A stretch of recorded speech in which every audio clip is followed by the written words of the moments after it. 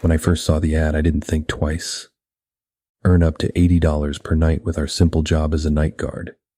No prior experience required. The ad said, and I submitted my resume as fast as I could, fearing it could disappear or be taken by someone else at any moment. Not 2 hours after submitting my application, I got a response on my email that I've been hired and can start working from tonight. It struck me as odd that there was no job interview and that I needed to start working right away, but hey, maybe they urgently needed someone. I've been jobless for over a year now, so I naively ignored any red flags and was just happy to have a job. I went to the given address at 8 p.m. and it turned out to be an office building. "Hello?" I called out when I entered, but no one responded. The hall I was in was engulfed in darkness, and the only source of light was coming through the pane of glass on the door, which had the name Security on it. I knocked on the door, but there was no response. I decided to open it, and sure enough, it was empty. On the desk was a note, left clear as day for me to read. It said, "To the new night guard, your shift starts at 8:04 p.m. and ends at 4:04 a.m. When you arrive to the building and relieve the other guard of your duty, you can stay in the security room as long as you want. But you have to use the elevator to get to the top floor once at any time during the shift. Once up there, you have to proceed to the end of the attic and flip the switch on the wall. That's it. If the other guard is not in the security room at the time of your arrival, make a report in the notebook and we will inform his family. As for your duty, it's very likely that when you push the top floor button, 25, the elevator will go past that floor, and you may see that it stopped on floor 33. If this happens, do not try pushing any of the buttons, since it will not work. Go forward through the hallway. Note that the flashlight may not do much to illuminate the area, but still bring it with you. There's a spare in the drawer. Some people report hearing or seeing office employees working at their desks, coming from any of the adjacent rooms. You may see them doing something like typing on a computer which isn't turned on, or typing one word over and over on the screen. Ignore them at all cost. It is currently unknown if the employees are real, or a manifestation of the mind, but ignoring them should keep you safe. Turn left when you reach the end of the hallway. You may sometimes see a man standing in the middle, blocking your way. He will do you no harm, so long as you maintain eye contact with him. You have to get past him. So put your hand on the wall to your right or left and slide it across as you go through to avoid stumbling and losing eye contact with the man. He will keep following you with his gaze and try to distract you. Reports indicate he may point behind you with a look of fear on his face to try to get you to look away. You may also hear loud crashing sounds or voices right next to you, but ignore them. Once you reach the end of the hall and round the corner, and not a moment sooner, you're safe from the individual. When you reach the exit, which leads to the staircase, proceed down. Make sure to note what floor you are on, and if any of the floors start repeating on your way down, immediately go back up to floor 33, and then start descending again. If you see any of the other stair doors open, proceed carefully, especially focusing on the ceiling or underside of the stairs. You may start to hear footsteps coinciding with your own behind you. Don't stop to listen and don't turn around. Just proceed as you normally would. If you feel that the footsteps are getting closer, go faster, but try not to arouse suspicion. If you hear a high-pitched scream coming from above, it usually sounds like a mountain lion. Run down to floor 25 as fast as you can, and pray you are faster than the thing chasing you. If you are forced to continue going down despite the floors repeating, enter the closest floor. You will find yourself back in the hallway of floor 33, so simply repeat the steps from before. Once you reach floor 25, you are in the clear. First, call the elevator and jam the door to keep it open. Press the floor 1 button and go back to the switch. After flipping the switch, the lights will go out. At this point, you will start to hear screams all around you, similarly to the one described before. Run to the elevator as fast as you can and enter it while unjamming the door. If you did everything right, you should have at least 5 extra seconds to close the elevator before the entities of the building reach you. You should be back on the first floor of the security room once the elevator stops. You may spend the rest of the shift however you desire, so long as you don't leave the property between 8:04 p.m. and 4:04 a.m. Note that leaving the building at any given moment between the mentioned times will put you back on floor 33. Also note that not flipping the switch before 4:04 a.m. will result in you not being able to leave the building. Thank you for performing your duties. Management. It's 1:24 a.m. right now, and the elevator doors just opened on their own. I barely made through the building, and it was mentally agonizing beyond words.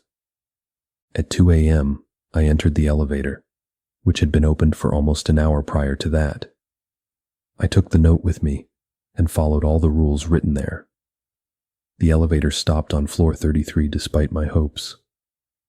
There was the sound of typing to my left, and when I peeked through the shattered glass, I saw a guy in formal attire sitting by an old PC layered with dust which wasn't even turned on, and typing away vigorously. He'd even glance over his shoulder and call out to his imaginary or invisible co-workers, saying things like, "Cindy, do you have that report ready?" Or, "The client said we should meet at 2 p.m. I tried not to look at him as I tiptoed through the hallway and turned left. A tall man in a coat stood in front of me and he was staring right at me. I knew I had to maintain eye contact with him, so I slowly went past him.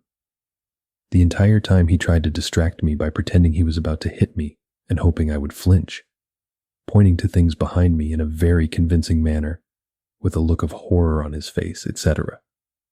I swear at one point someone even screamed, "Watch out," right in my ear. Luckily, I made it unscathed, and going down the stairs to floor 25 was uneventful. I made it to the end of hallway on 25, flipped the switch, and rushed back to the elevator as blood-curdling screams echoed all around me. The elevator doors closed just in time for me to hear something heavy slam into it with full force. Luckily, the elevator started descending and the screams slowly faded. It stopped on floor 1, but the door wouldn't open.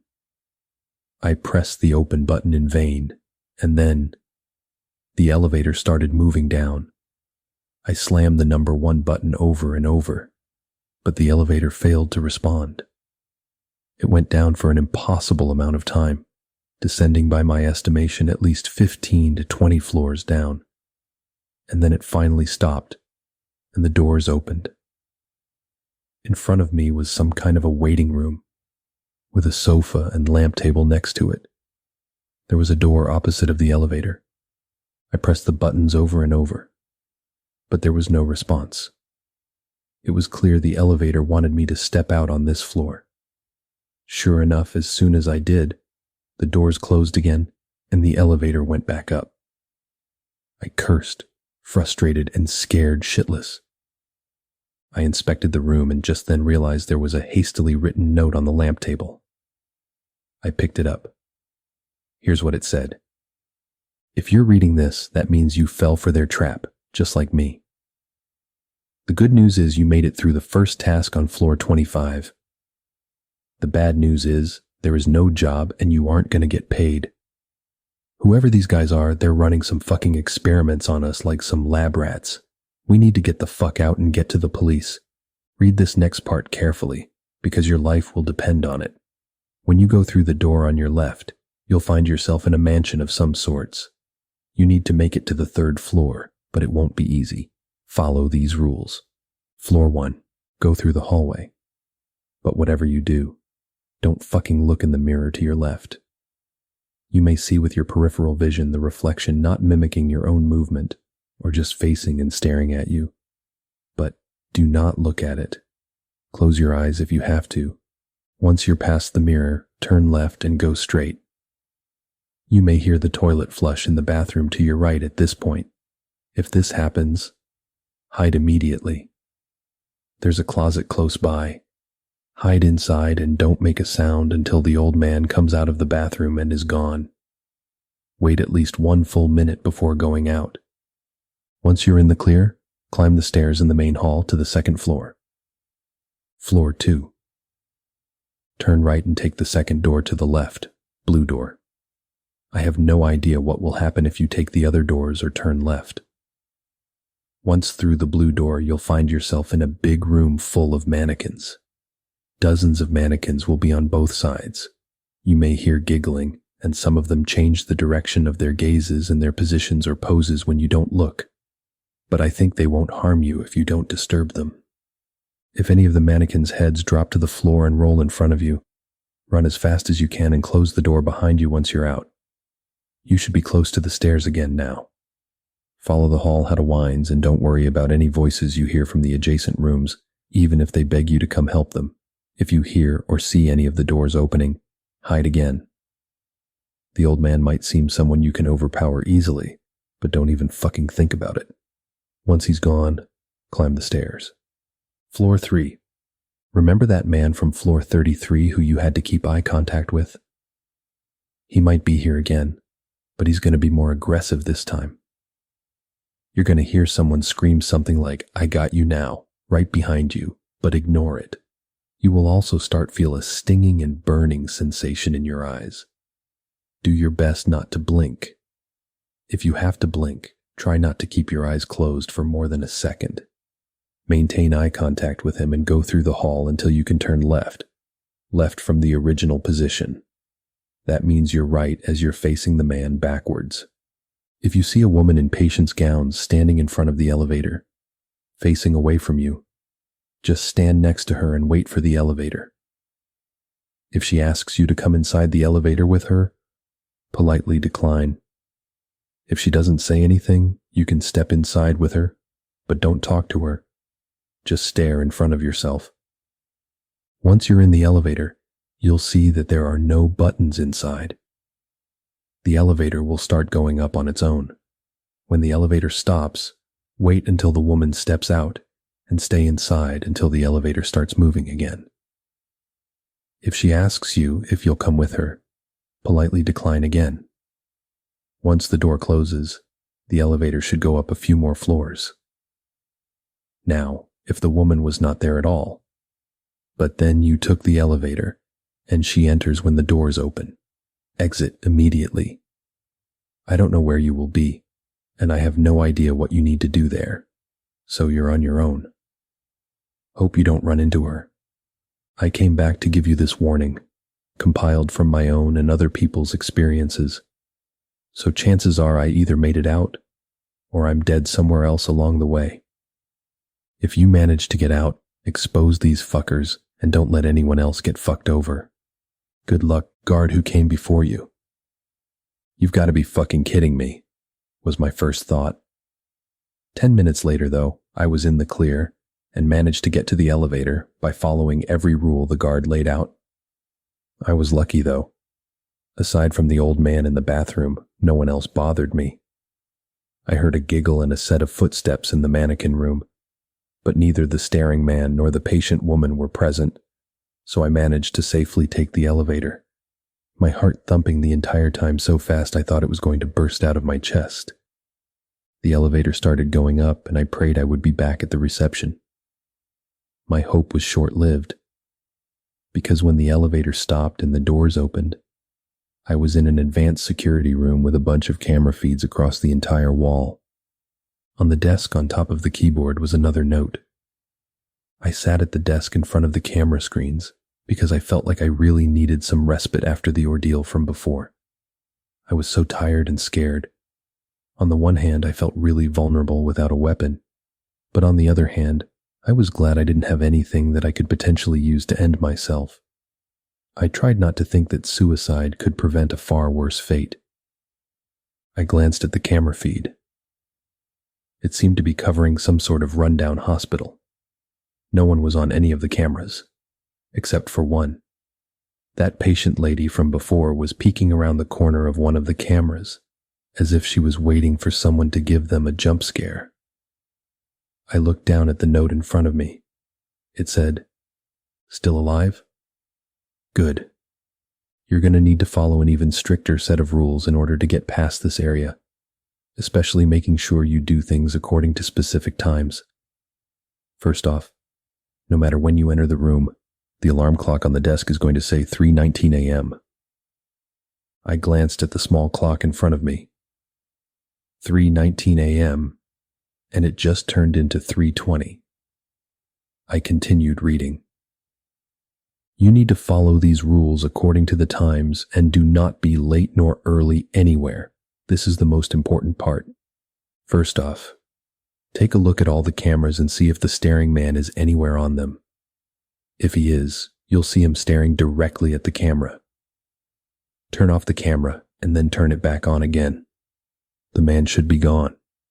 If he's not, repeat until he is. Take some time to rest and prepare. At exactly 3:35 a.m., go out and conduct a patrol around the building as if you were on regular guard duty. You need to check every room on floors 1 and 2, and you need to be back in the security room by 4 a.m. While you're patrolling, you may see a doctor in one of the rooms. He usually just appears out of nowhere. The room is empty the one moment, and then you turn around and he's there, performing surgery on a mangled corpse. If you see him, back away slowly and try to exit the room without being noticed. If he calls after you, don't ignore him. He'll ask you to assist him by giving him surgical tools from the tray. So just do what he asks. Try not to give him the wrong tools, otherwise you might be the one he's going to dissect on that table next. You probably saw the woman peeking behind the corner on the camera by now. Don't worry, she'll be gone during your patrol. Once you are done with your patrol, get back to the camera room. You may sometimes see another guard sitting by the desk when you return. You can talk to him normally like you would to a friend or coworker. Do not try to talk to him about your current predicament. At 4:15, he'll say he needs to conduct a patrol, and as soon as he leaves the room, lock the door behind him. From 4:15 to 4:30, you may hear knocking on the door and rattling of the knob, but you'll see no one on the camera covering the outside of the security room. Ignore the knocking and rattling no matter how incessant it becomes. Even if you hear desperate cries for help in the voices of women or children or the guard from before, don't open the door. They can't get inside if you don't let them in, so you should be safe. 4:30 to 4:40, you have a break, so take a moment to recuperate. Do not take a nap. From 4:40 a.m., you should focus on the cameras. You will start to feel really sleepy. No matter what you do, you must not fall asleep. As you get sleepier, you will also start to notice movement in your peripheral vision, or start to feel like someone is in the room with you, standing right over your shoulder and breathing. Just focus on the cameras, no matter how vivid the presence becomes. At 5 a.m., if you hear raspy breathing coming from the ceiling, do not look up. Close your eyes and count to 10. You will feel cold fingers touching you, and the raspy breathing will be in your ear. But whatever you do, keep your eyes closed until it all stops completely.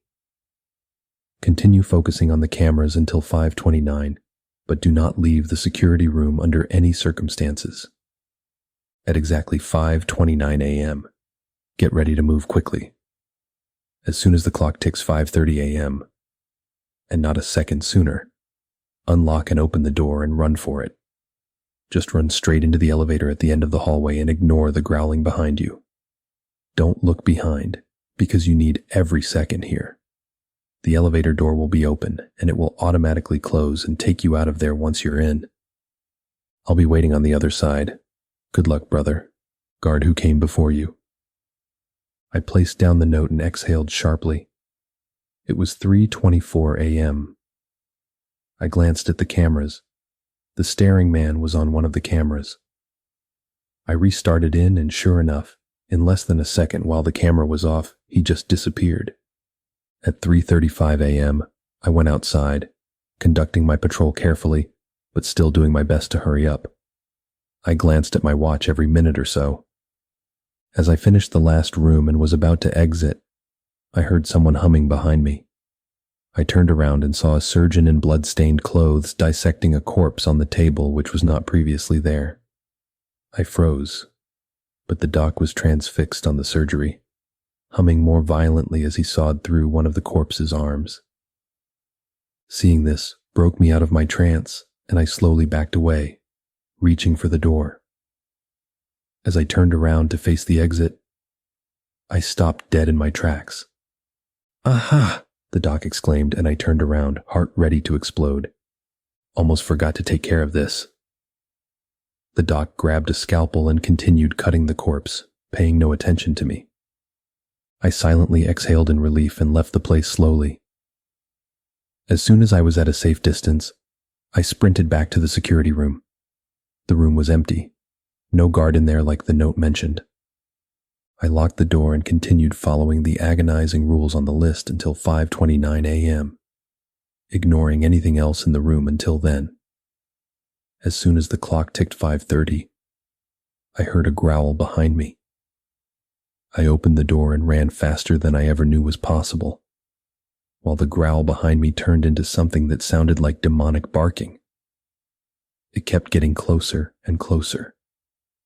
I ran into the elevator, practically ramming the backside with my shoulder. I turned around just in time to see a pair of red eyes staring at me from the hallway before the elevator door closed. The elevator started going up and stopped shortly after. When it opened, I found myself in an empty white room with an electronic door on the other side. The only two things that contrasted the white walls and floor were a monitor mounted on one of the walls and the silhouette of a person in a dark uniform. He had the sign which said "Security" on the back. "I finally found you." I smiled and stepped out of the elevator. The guard looked at me with a confused expression, so I tried to explain who I was and thanked him for leaving the instructions behind for me. He shook his head. "What are you talking about?" he asked. "You said in your note that you'd be waiting on the other side," I said. "What note?" "Look, bro, I'm just trying to find my way out of here. Been trying to find a way to open this door for ages." He looked even more confused by this point. "Look, man, I've been following these notes you left because you said you'd be here, so just cut the bullshit." I took out the note and presented it to him. He inspected it with a serious look on his face, and then looked at me and said, "Afraid you got the wrong guy, bro. This isn't my handwriting." "Well, if it wasn't you, who was it then?" I angrily remarked. Just then, the monitor on the wall turned on and a message flashed across the screen. "Welcome, new recruits." The message on the monitor displayed before disappearing. A new message replaced it, and the guard and I had to get closer to read what the wall of text said. "You've done well so far. You're not far from reaching your goal, but know that your tasks will get harder from here on out, and you will have to work as a team to survive. The door will open in 1 minute. You will see a guardhouse to your left. Enter it and read the note." As soon as we were done reading, the monitor turned off and the electronic door opened with a loud hum.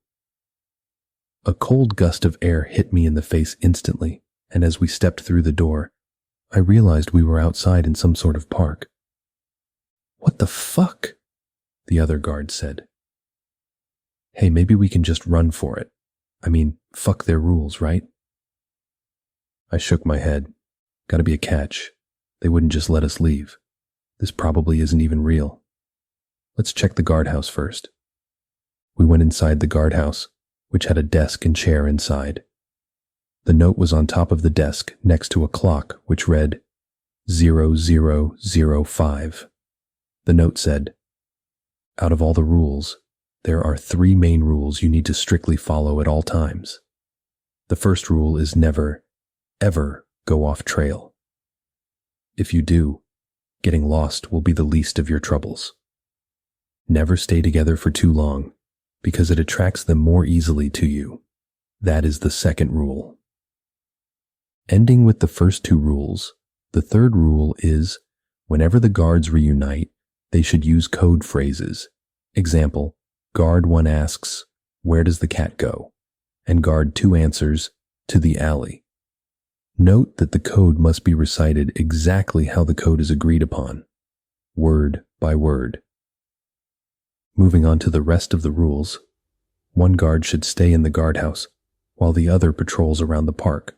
Patrols take about 10 minutes. For the guard patrolling, under no circumstances is the guard allowed to leave the trail when patrolling. See Rule 1. Turn left at the crossroads and you will come back full circle back at the guardhouse. If you happen to hear the other guard's voice coming from the trees, calling for help, ignore it. You will hear his voice on a loop, usually repeating the same phrase with the same intonation over and over. Pay attention to the sounds of animal life too. If the park suddenly gets quiet, finish your patrol normally, but do not look behind or glance at the trees. During your patrol, every 5 minutes or so, loudly shout a simple word like hello into the air. If your voice doesn't echo, run back to the guardhouse immediately. Should you see a hiker in the middle of the trail, keep the flashlight pointed at his face at all times. He will ask you to move it away, stating it's too bright, but don't listen to him. He will also tell you he understands your situation and will tell you to follow him since he knows a way out. Decline his offer. After this, he should leave. Do not take the light off him until he steps off the trail. For the guard in the guardhouse, to stay safe, keep the door and window firmly shut at all times, save for when the patrolling guard comes back. It may get annoyingly hot inside, but do not open anything. You may take off your jacket or shirt to alleviate the discomfort. Do not pay attention to any tapping on the windows. If you hear or see droplets falling on the desk in front of you, slowly stand up and leave the guardhouse. Stay outside for 2 to 3 minutes, and the droplets should be gone when you go back inside. If they are still there, exit again and wait for another 2 to 3 minutes. When the patrolling guard returns, ask him the code question while avoiding eye contact. If he doesn't respond or responds incorrectly, exit the guardhouse while avoiding eye contact and then return inside. The fake guard will be gone. If you survive until 1 a.m., both guards should proceed together to the end of the trail and turn right at the crossroads. Do not do this before 1 a.m. At this point, the forest life will be completely quiet, and the only sound surrounding you will be occasional hurried footsteps coming off the trail. They can only approach you in the dark, so do your best to train your flashlights on them, even if you can't see them clearly. Guards should divide to cover both sides with light. End your task by reaching the end of the trail with a gate. That is your exit point. Make sure to take this note with you. You will need it. Damn it, the other guard said, and we sat in silence for a moment. I scratched my cheek and said, "All right, I'll take the first patrol. What should be our code?" He thought for a moment and then said, "Shit, man, I don't know. How about this? I'll ask, what should these fuckers do? And you can say, let us go." "You got it. What's your name, by the way?" I asked. The guard said his name was Sam, and I introduced myself as well. I left for the patrol with the flashlight and stuck strictly to the trail. Nothing major happened. No sounds off the trail, etc. But I did run into the hiker mentioned in the note. He seemed friendly and all, but I followed the rules and kept the beam pointed in his face, declining everything he asked. Eventually he left and I finished my patrol and returned to the guardhouse. After we confirmed the codes, Sam left for his own patrol. I followed the set of rules until he came back, confirming the code with him. By the time I finished my third patrol, it was 1:03 a.m. and it was time to go. We quietly walked the trail, focusing on our footsteps and the deafening silence around us. And then the footsteps off the trail started. It sounded like someone was frantically running from one tree to another, stopping for a few seconds in between. This recurred over and over as Sam and I did our best to focus our beams on the source of the sound, but no matter how quick our reactions were, we never seemed to be able to catch whoever ran there. I caught a glimpse of a nude, emaciated man or woman here and there, but they always seemed to be just out of reach. either hiding behind a tree the moment I shone my light, or disappearing into the dark altogether. Finally, Sam and I reached the end of the trail and entered a fenced area with a gate on the other side. There was a pedestal in the middle and an object on top of it. When we approached it, it became clear it was a gun with a note under it. Sam took the note and read it aloud. Read the first letter of each paragraph of the previous note. We both looked at the note and read the letters silently together, and then, as the realization hit us, we scrambled for the gun. After a moment of wrestling, the gun was in my hand, and I held it pointed at Sam. "Don't do this, man. I have a wife and young daughter. Please," he begged. I held my finger on the trigger, intermittently looking at him in the gate. I had to get out of here. I've had enough of this bullshit. I looked at Sam's pleading face one more time. A moment later, I lowered and then dropped the gun on the ground and said, "I'm not going to play their game. I won't become a killer for their entertainment. We can find a different way out, I'm sure." I went towards the gate to inspect it and then heard Sam's voice behind me. "I'm sorry, man." I turned around and saw him pointing the gun at me. "What are you doing, Sam?" "You read the note, man.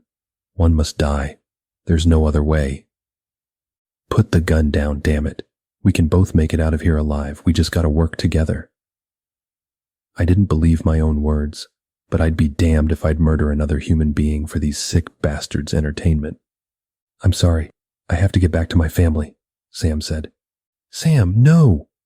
He pulled the trigger, but the bang never came. Instead, there was a click and Sam dropped the gun, holding his hand in pain. "What the fuck? Something just pricked me?" Sam shouted. He and I stared at each other, and then all of a sudden Sam's eyes rolled behind his eyelids and he fell to the ground, convulsing and frothing at the mouth. I ran over to help him, but I didn't know what to do. He stopped moving completely a moment later and his eyes closed as his breathing stopped along with the movement. I shook him and called his name, but it was too late. He was already dead. Just then, the gate started to open. I knew I couldn't afford to waste any more time, so I went through the gate, leaving Sam's body behind. I listened as the gate closed, and the ground beneath my feet started moving. Then the lights came on, and I realized I was in a big elevator which started descending. Part of me had somehow come to terms with the fact that I was probably going to die here. But for some reason, when you're in a situation where your life is at stake and you desperately want to get out by any means necessary, your body defies your wish to give up and pushes you to fight on. The elevator stopped and the gated door opened, revealing a damp, dark room in front of me. There was a little cart next to the door on the other side. A folder lay on top of the cart. A circular logo with the name "The Company" was on the front. Below was the motto, "Your safety is our success." When I opened the folder, I saw Sam's face. It was his file. In it, I saw everything about him, including age, family, and even behavioral patterns observed by these freaks. And then the next page was my file.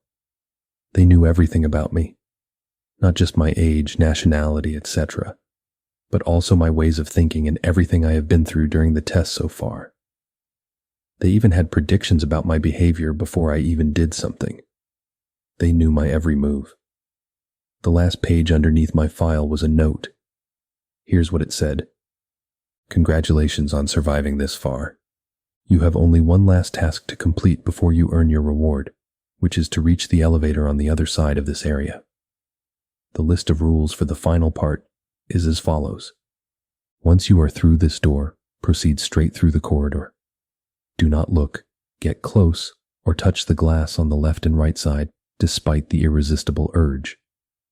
Don't stop for longer than 2 seconds at a time.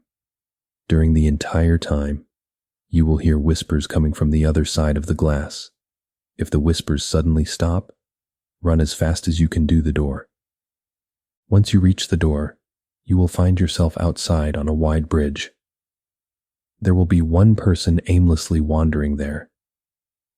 He may look weak and drunk, but don't underestimate him. Only move when he is not looking at you, and when he faces you, stand as still as you can.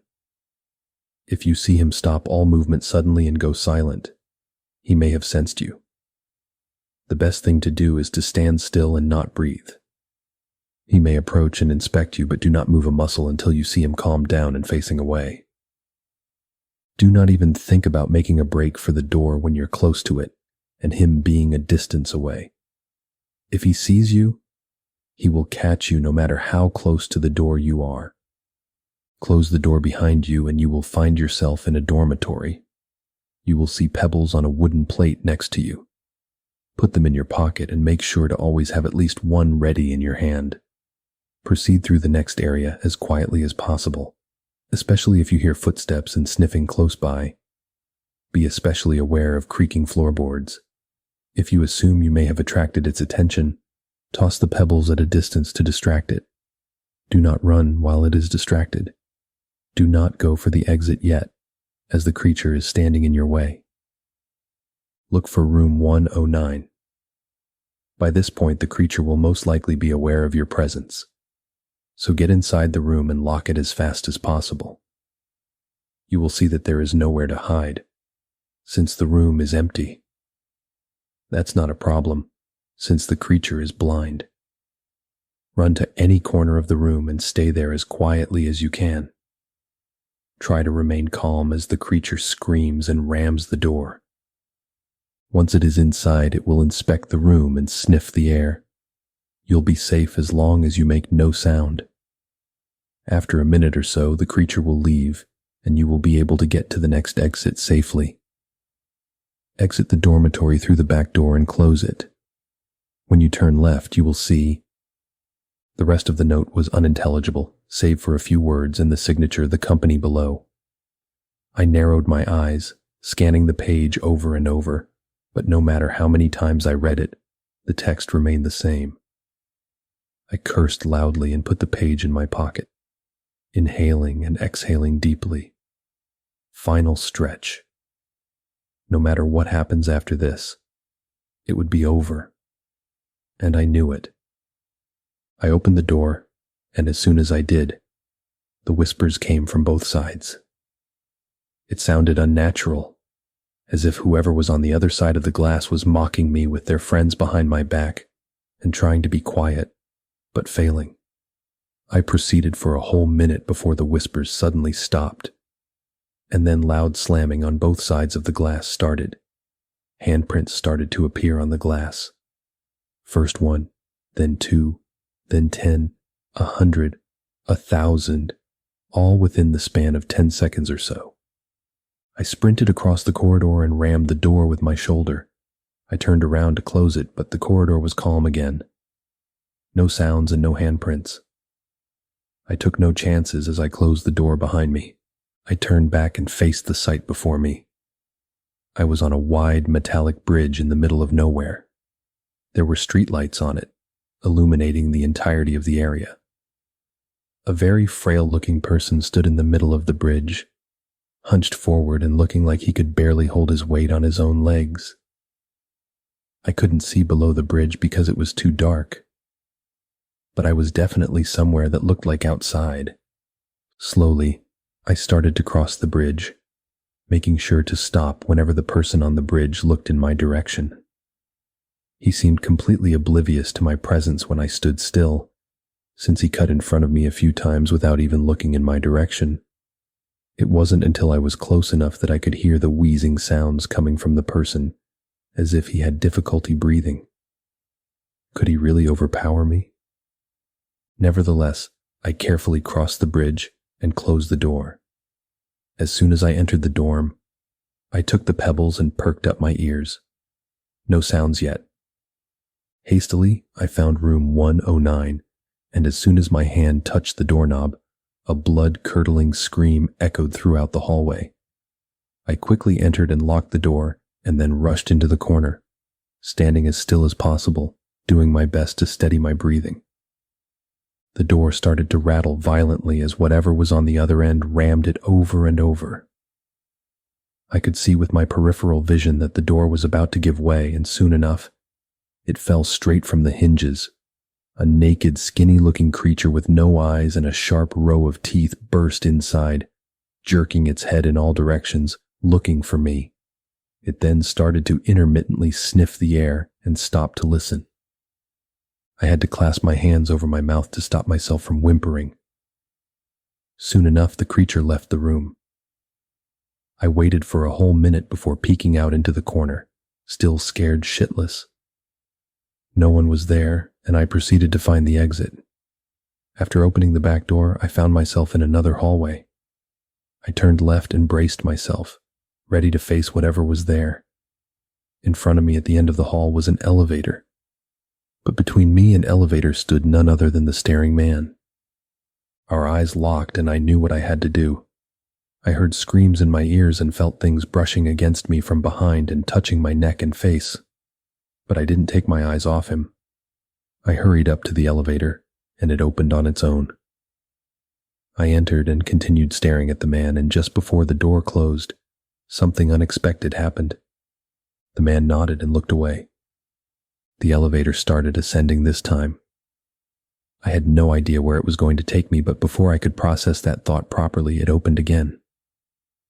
In front of me was a room engulfed in darkness, and only a small beam of light shone in the distance ahead.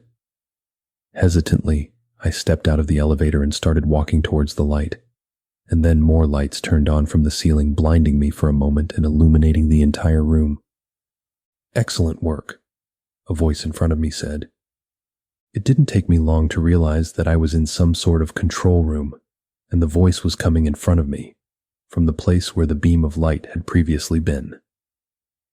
There was a big rotating chair there, and whoever was talking was facing away from me so I couldn't see them. "You have successfully completed your assignment," the voice said again. "Who the hell are you? What do you want from me?" I shouted. The chair swung around and a man in a suit revealed to be sitting in it. "To congratulate you," he said. "I usually don't like to go out on the field, but this is a special opportunity." Anger started to boil in me when I saw how nonchalant he was about this whole situation. I started to stride towards him, but then heard the distinctive sound of a gun being cocked behind my head. "It's okay, Sam," the man said. I turned around to look at my assailant. It was Sam, the security guard, alive and well. "Sam?" I asked. "I watched you die. What the hell is this?" "Sam is an amazing actor. I'm starting to think he should have gone for a different career," the man in the chair said. "You were in on this the whole time?" "I don't believe this," I asked, and then faced the man in the chair again. "Well, your test is complete, right? Time to kill me?" The man threw his head back in laughter and said, "Kill you? Don't be silly. This was necessary for evaluation.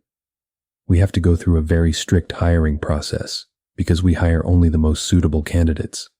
I know the test was stressful, but you passed with flying colors.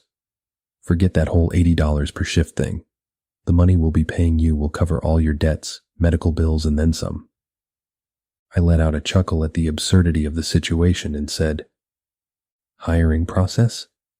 This was what, some kind of job orientation the entire time?" "Well, yes. What our company deals with here is not ordinary guard duty, as you saw back there. And this is why we need to make sure our candidates don't do something to endanger themselves or others." "So all those things back there? They weren't real?" I asked. "Oh, they're as real as they come. And you were in actual danger the whole time. We have intervention always ready, but sometimes accidents do happen. This is the process candidates are subjected to. And out of 43 applicants, you were the only one to make it to the end. So you want me to work for you?"